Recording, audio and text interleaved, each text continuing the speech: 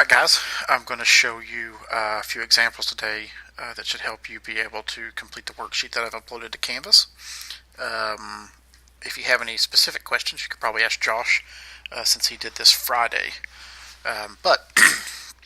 Here we go. So what we're doing here is we're distributing the 6 to both the x and the 2. I'm going to make sure that this 6 gets multiplied by both of these.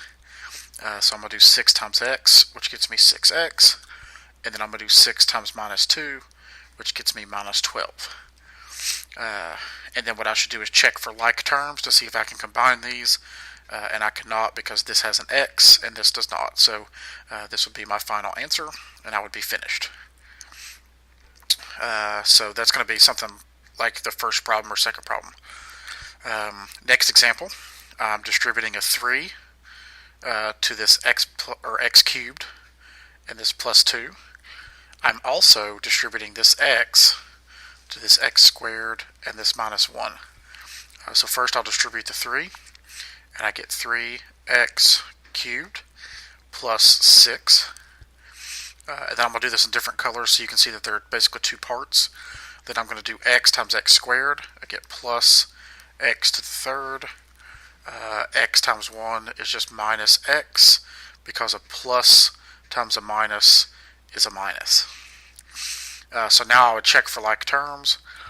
X to the third power would go with this one, so this and this are like each other. So 3x squared plus 1x squared, or I'm sorry, I said squared.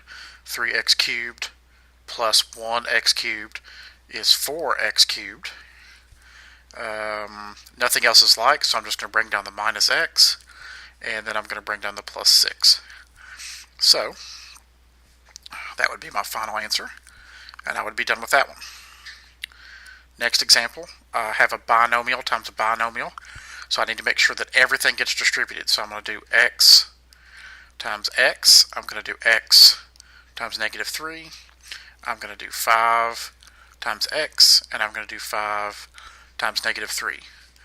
One way that you could check yourself to make sure that you're doing this correctly is when you're doing a binomial times a binomial, that's a 2 by 2, so you should end up with 4 terms.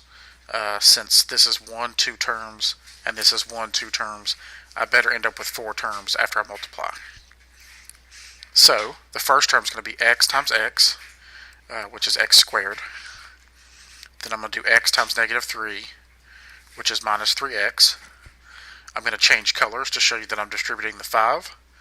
5 times x is 5x, and 5 times negative 3 is negative 15. Now I would look for like terms.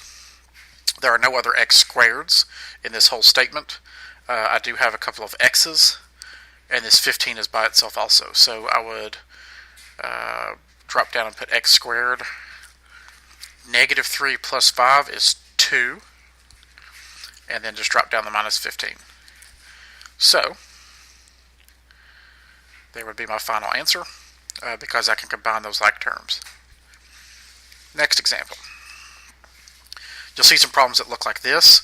What you have to remember is that the squared means this times itself. So what I like to do is scribble this out and write it a second time. So I basically scribbled this out and just wrote it a second time.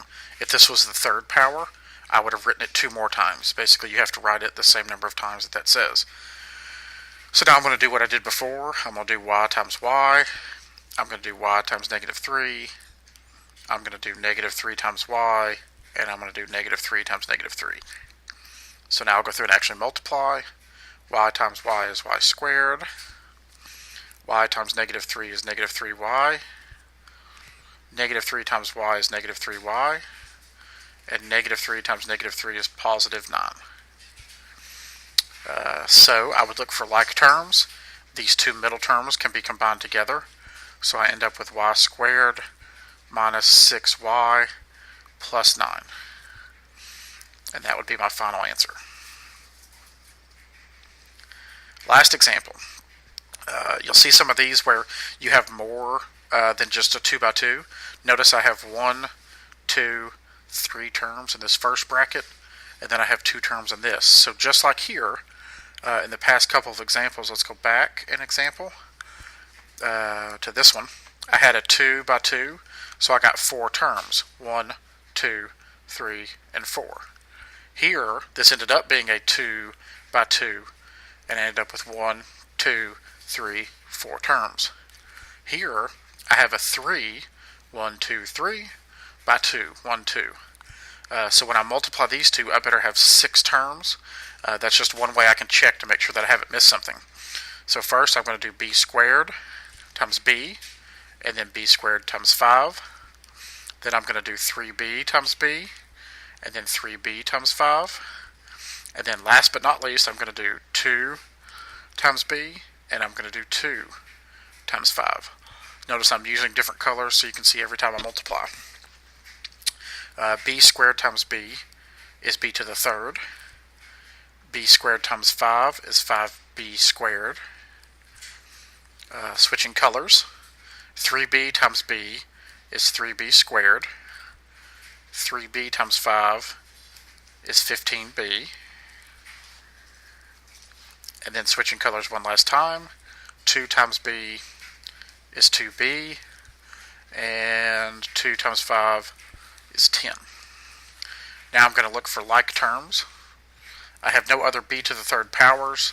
I do have these 5b squareds and 3b squareds, and I have 15b and 2b. So I can combine these two terms and these two.